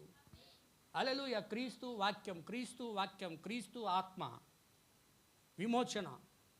దేవుని యొక్క నామానికి మహిమ కలుగునుగాక. ఇవన్నీ కూడా తీసుకొని ఎక్కడికి వెళ్ళాలి? చదువు బ్రదర్ కింద ఏమంటున్నాడు? విశ్వాసి ఏం చేయాలంటే అప్పుడు పాత నిబంధనలో ఇస్తున్న విధానం, పారు ఎక్కడ నీళ్ళు? ఏం నీళ్ళు సార్ అయ్యే? గుంటలో నీళ్ళు కాదు, గుంటలో నీళ్ళు కాదు, మురికాలంలో నీళ్ళు కాదు. హల్లెలూయా. లేకపోతే ఒక దాంట్లో స్టాక్ అయి ఉన్న స్టోరేజ్ అయిన నీళ్ళు కాదు, బద్దలైపోయిన నీళ్ళు కాదు, బద్దలైపోయిన తొట్టులో ఉన్న నీళ్ళు కాదయ్యే, వాసన కొట్టే నీళ్ళు కాదే, కంపు కొట్టే నీళ్ళు కాదు, చాలా రోజులుగా నిల్వ ఉన్న నీళ్ళు కాదయ్యే, పారే నీళ్ళు, పరిశుద్ధాత్మ అయి ఉన్నదే, ఆ గడియ వాక్యమై ఉన్నదే, యేసుక్రీస్తు జీవమై ఉన్నదే. ఆ పారుతున్న నీళ్ళ దగ్గరికి, ఆ గడియ వర్తమానం దగ్గరికి తీసుకురావాలా? ఆమేన్. పారుతున్న నీళ్ళ దగ్గరికి వచ్చి ఏం చేయాలా? ఆ పారుతున్న నీళ్ళు పైన ఒక మట్టి కుండ పెట్టాలా. ఏం కుండ? మట్టి కుండ. అంటే మట్టి పాత్ర ఎవరో కాదు, ఇక్కడ ప్రభువైన యేసుక్రీస్తు. ప్రవక్త నాడు ఒక మెసేజ్లో ఏమన్నాడంటే, ఒక దినమున 2000 సంవత్సరములకు ముందు ఈ యెరూషలేము వీధులలో దేవుని యొక్క మట్టి పాత్రగా యేసుక్రీస్తు వారు సంచరించారు. ఈ మట్టి పాత్ర ఏదో కాదు కదండి, ప్రభువైన యేసుక్రీస్తు. ఈ పారే నీళ్ళు పరిశుద్ధాత్మ, ఆ గడియ వాక్యము. ఆ గడియ వాక్యమును యాజకుడు తీసుకొని, పాస్టర్ తీసుకొని, ఆ యొక్క ప్రధాన యాజకుడు ఆ వ్యక్తి తీసుకొని ఏం చేయాలా? ఆ పారే నీళ్ళ మీద కుండను పెట్టి, రెండు పవిత్రమైన పక్షుల్లో యేసుక్రీస్తుగా ఉన్న పక్షిని తీసుకొని, ఆ యొక్క గొంతును, ఆ పక్షిని బాగా అల్లాడించి, దాని రక్తమును సమస్తము కూడా ఆ మట్టి పాత్రలో పోసి, ఆ క్రీస్తులో ఉంచి, క్రీస్తులో ఏం చేయాలి? ఇప్పుడు ఏదైతే సజీవంగా ఉన్నదో పక్షి, పవిత్రంగా ఉన్నదో పక్షి, ఆ పక్షిని తీసుకొని దాంట్లో వదలడం కాదు, దాంట్లో బాగా అద్దాల, ముంచాల, మునకల స్నానం చేయించాలా. హల్లెలూయా. ఏం చేయాలా? స్నానం. ఆ రక్తంలో బాగా ముంచాల పక్షిని. దేవదారు కర్ర దాంట్లో వేయాలా, ఈ సోపుని దాంట్లో వేయాలా, రక్తవర్ణ పునులను దాంట్లో వేయాలా, వేసి బాగా రక్తములో బాగా ముంచి పైకి తీసేట్టు ఉంటుంది. అది ఇప్పుడు చెప్పండి సార్, అది తెల్లపావురమైన, తెల్లగువైన, నల్లపావురమైన, నల్లగువైన, లేకపోతే ఏదైనా సరే రక్తములో ముంచితే ఎర్రగా మారాల్సింది. Praise the Lord. హల్లెలూయా. ఇప్పుడు ఒక విశ్వాసి ఏం చేయాలా? నేను అపవిత్రుడను, నేను అపవిత్రత కలిగి పాపమును కలిగి ఉన్నాను, నా పాపాలు నేను కలిగి ఉన్నాను, నేను దోషాలు కలిగి ఉన్నాను, నేను ఈ లోకంలో దేవుడు లేక అపవిత్రంగా జీవించాను, నేను ఎన్నో ఘోరమైన పాపాలు చేశాను, నా పాపాలు నల్లగా కనపడుతూ ఉన్నాయి దేవుని దృష్టికి. నేను ఇప్పుడు పవిత్రుడిని అయిపోవాలా? నేను పరిశుద్ధుడిని కావాలా? హల్లెలూయా. నేను పవిత్రుడిని కావాలంటే వెంటనే పాస్టర్ని పిలవాలి. అయ్యా, ప్రభు అయిన యేసుక్రీస్తు నామములో నాకు రక్షణ విమోచన ఉన్నది. నా పాపముల నుండి నేను పరిశుద్ధపరచబడాలనుకుంటున్నా. యేసుక్రీస్తు యొక్క రక్తములో శుద్ధీకరించబడాలనుకుంటున్నా. ఆమేన్ అని పాస్టర్కి చెప్పినప్పుడు అతడు తీసుకొని ఆయన ఎక్కడికి వెళ్తాడు? ఊరు వెలుపడికి తీసుకెళ్తాడు. వింటున్నారా? తీసుకొని వెళ్ళి ఆయనను నీళ్ళల్లో ముంచి, మీలో ప్రతి వాడు యూదుడని లేదు, సిద్ధుడని లేదు, స్త్రీ అని లేదు, పురుషుడని లేదు, గ్రీసు దేశస్థుడని లేదు, నేను ఒక ముస్లింని అని లేదు, నేను ఒక బౌద్ధుడిని లేదు, లేదా నాది పెద్ద సంఘం, మేము అన్నీ కలిగి ఉన్నాం అని ఆ నయమాన్ లాగా చెప్తే కుదరదు. ఇక్కడ మాకు సంఘం ఉంది, మా సంఘంలో చెప్పే బోధ చాలు అంటే కుదరదు. ఇక్కడ పారే నీళ్ళ దగ్గరికి రావాలా? వింటున్నారా? ఎక్కడికి రావాలి సార్? పారే నీళ్ళు, మట్టి పాత్రైన గడియ వాక్యమైన, ఈ గడియ జీవమైన పారుతున్న పరిశుద్ధాత్మ వాక్యం దగ్గరికి రావాలా? రక్తము కారుతున్న గడియ వాక్యం దగ్గరికి రావాలా? హల్లెలూయా. వచ్చి అతడు ప్రభు అయిన యేసుక్రీస్తు నామములో బాప్తిసం పొందినప్పుడు మారు మనసు పొంది పాప క్షమాపణ పొందుతాడని దేవుని యొక్క వాక్యం అంట. అందుకే పౌలు గారికి మేఘస్తంభంలో అగ్నిస్తంభంలో కనపడితే కళ్ళు రెండు పోయాయి. అననీయ ఇంటికి నడిపించబడ్డాడు. అననీయ ఇంటికి వెళ్తే అననీయ యొక్క దేవుడు దర్శనం ఇచ్చాడు పౌలు గారి గురించి. హల్లెలూయా. ఏమని ఇచ్చాడు? ఇతడిని నేను నా యొక్క వాక్యము నిమిత్తం వాడుకునే ఒక పాత్రగా నేను చేస్తాను. హల్లెలూయా అని నాతో దేవుడు చెప్పాడు పౌలు అని అననీయ అంటే, అననీయ చెప్పిన మాటలని కూడా పౌలు గారు విన్న తర్వాత అననీయ పౌలు గారితో అంటున్నాడు, ఇక తడవు చేయుట ఎందుకు? నీ పాపములు కడిగి వేసుకొని ఆయన నామములో ప్రార్థించి ఆయన నామములో బాప్తిసం తీసుకో, అప్పుడు నీ పాపాలు క్షమించబడతాయి అన్నాడు. అంటే నువ్వు ఎప్పుడైతే నీళ్ళల్లో బాప్తిసం పొందుకుంటున్నావో నువ్వు పాపాలు పోతున్నాయి నీకు. నువ్వు కుష్ఠరోగము నుండి విమోచించబడుతున్నావు, పాపము నుండి విమోచించబడుతున్నావు. Praise the Lord. హల్లెలూయా. నేను అది నమ్మను, నాకు వద్దు అంటే ఇది నీ ఇష్టం అని మనం చెప్పాల్సిందే. ఏమండి? అది ఎవరైనా సరే, ఎంత గొప్ప సంఘం ఉన్నా,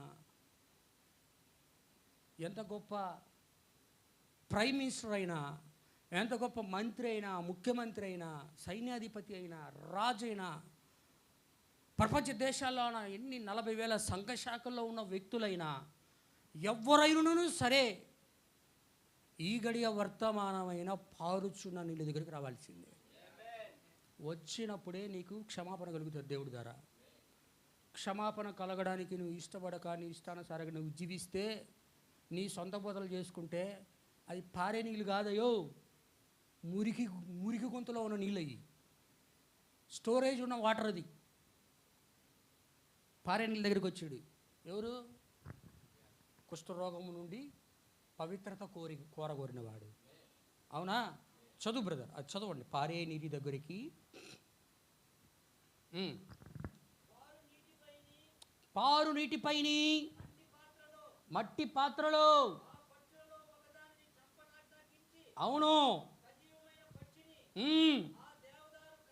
దేవదారు కర్రను, అవును అవును, ఏ పక్షినైతే నువ్వు చంపావో పవిత్రమైన పక్షిని, ఆ పక్షి రక్తమును ఆ పారు నీటిపైన మట్టి పాత్రలో పోసి,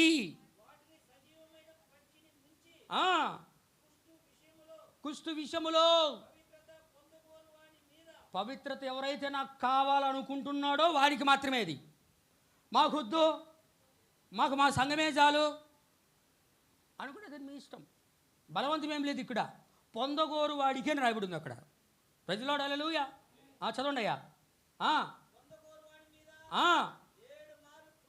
అది 7 సార్లు జల్లాలి. ఆ రక్తాన్ని తీసుకొని ఎవరైతే విమోచన కావాలనుకుంటే ఆ వ్యక్తి మీద 7 సార్లు ప్రోక్షించి వాడు పవిత్రుడు. ఇప్పుడు అయిపోయాడు, వాడు పవిత్రుడు, పరిశుద్ధుడు. వాడు ఏమండి, పక్షి రక్తంలోనే పరిశుద్ధుడైతే యేసుక్రీస్తు రక్తం వల్ల ఏం కావాలా? హల్లెలూయా! అందరూ ఆమేన్ చెప్పండి. దేవునికి స్తోత్రం చెప్పండి. హల్లెలూయా! ఒక పక్షి రక్తం వల్లనే ఒక కుష్ఠరోగి పాపిగా ఉన్నవాడు పరిశుద్ధుడైపోతే, ప్రభువైన యేసుక్రీస్తు జీవము గల రక్తము ద్వారా పాపమును పోగొట్టుకునే వ్యక్తి ఏమవుతాడు? దేవుడు పరిశుద్ధుడిగా చేస్తున్నాడు. ఆమేన్. హల్లెలూయా! అందుకే యేసుక్రీస్తు యొక్క రక్తము ప్రతి పాపము నుండి మనల్ని పవిత్రులుగా చేయును. అందుకే పౌలు గారు అది మనసులో పెట్టుకొని ఏమంటాడు? పౌలు ఎఫెసులో ఉన్న పరిశుద్ధులకు, తెస్సలోనికలో ఉన్న పరిశుద్ధులకు, రోమాలో ఉన్న పరిశుద్ధులకు, దేవుని సంఘమైన పరిశుద్ధులకు అని పత్రికను రాస్తాడు ఆయన. ఎందుకంటే బాప్తిసం తీసుకొని ఆయన వాక్యంలో నడిచే వాళ్ళందరూ కూడా దేవుని యొక్క సంఘముగా ఉన్న వాళ్ళందరూ కూడా పరిశుద్ధులే. ఆమేన్. హల్లెలూయా! ఇప్పుడు ఇక్కడ అంటున్నాడు, ఇలా పరిశుద్ధుడు అయినమైతే 7 సార్లు ప్రోక్షించి ఆ పావురాన్ని ఏం చేయాలా? ఆ పక్షిని ఏం చేయాలా? విడిచిపెడితే ఆ పక్షి ఇప్పుడు ఎలా పోతుంది? నేను పరిశుద్ధుడను పరిశుద్ధుడను ఎగురుకుంటా ఎత్తబాటులోకి వెళ్ళిపోతుంది. వింటున్నారా? ఎత్తబాట్ల. ఇంతకుముందు వాడు ఏమన్నాడు? అపవిత్రుడను అపవిత్రుడను అపవిత్రుడు అన్నాడు. బయటికి వెళ్ళగొట్టేటప్పుడు, ఎప్పుడు లోపలికి వెళ్ళేటప్పుడు పరిశుద్ధుడని దేవుడు అంటున్నాడు. మనం చెప్పేది కదా, కానీ ప్రభు అంటున్నాడు, సాక్ష్యం ఇస్తాడు, పరిశుద్ధుడు. ఆయన రక్తం వల్ల పరిశుద్ధుడిగా మారిపోయాడు ఆయన. ఇప్పుడు ఆ రక్తము వానిలో ఉన్న పాపం కనపడకుండా ఆడి శరీరం అంతా కూడా రక్తము చేత నింపేశాడు అంతే. ఆయన చూసినప్పుడు మనకేం కనపడాలంటే యేసుక్రీస్తు రక్తము మునిగి తేలాడుతున్నాడు అంతే. ఆ విధంగానే దేవుడు చూస్తాడు ప్రతి వ్యక్తిని. వాక్యములో ఉండి ఆ గడియ వర్తమానంలో ఉన్న వ్యక్తిని దేవుడు ఆ విధంగానే చూస్తాడు సంఘంలో ఉన్నంతకాలం. హల్లెలూయా! దేవుని యొక్క నామానికి మహిమ కలుగును గాక. ఇప్పుడు ఇక్కడ యేసుక్రీస్తు వారికి పరిశుద్ధత పొందుకోవడానికి వచ్చిన, ప్రభువా నీకు ఇష్టమైతే నాకు శుద్ధుడిగా చెయ్యి అంటే, శుద్ధుడి ఒక అమ్ము అన్నాడు అంతే. శుద్ధుడైపోయాడు. శుద్ధుడైపోయిన తర్వాత ఆయన ఏం చేశాడు? ఈ కాలంలో స్వస్థతలు నమ్మడం లేదు, అద్భుతాలు నమ్మడం లేదు, సూచక్రియలు నమ్మడం లేదు, ఏమీ నమ్మడం లేదు. ఎప్పుడు యేసుక్రీస్తు కాలం వచ్చేసరికి ఎట్టయిపోయింది? సంఘము ఉల్టా అయిపోయింది. ఇజ్రాయెల్ సంఘం తలకిందులైపోయింది. వాక్యాలకు వ్యతిరేకంగా ఉన్నది సంఘం. ఇప్పుడు ఈయన స్వస్థత చేశాడు, కుష్ఠరోగిని బాగు చేసేసాడు. ఇప్పుడు ఏమంటాడు? ఇదిగో ఆయన చేసినను ఆయన ధర్మశాస్త్రాన్ని మీరడం లేదు. నీకు శుద్ధత కలిగింది కాబట్టి, నువ్వు ఇజ్రాయేలు కాబట్టి. హల్లెలూయా! మోషే నియమించిన కానుక చొప్పున నీ వెళ్ళి యాజకునికి కనపరుచుకో. ఎవరైతే స్వస్థతలు ఏమని బోధిస్తున్నాడో ఆ పాస్టర్తో వెళ్ళి ఏం చేయ, నువ్వు కానికిచ్చే. ఇదే ఇప్పుడు నన్ను నువ్వు నీ ఈదిలోకి రానిలేదు, కనీసం నీ దగ్గరికి రానిలేదు, నాకు గాలి కూడా తాగలేకుండా దూరం నుంచి చూసుకుంటూ పోయావు కదా. ఇప్పుడు యేసు ప్రభువును కౌగిలించుకొని నన్ను స్వస్థపరిచి మరలా ఆయన దేశంలోకి తీసుకొచ్చేసాడు. హల్లెలూయా! ఆమేన్. తీసుకొచ్చేసాడు నాయన. నేను అందుకు సాక్షిగా నీకేమి ఇస్తున్నానంటే మోషే నియమించిన కానుక. ఏం సార్? ఏం కానుక? మోషే ఏం గొప్పవాడు ఎక్కువ ఇవ్వకూడదు, పేదవాడు తక్కువ ఇవ్వకూడదు. అదే మోషే నియమించిన 1/2 షెకేలు ఇవ్వాల. ఎవరికి?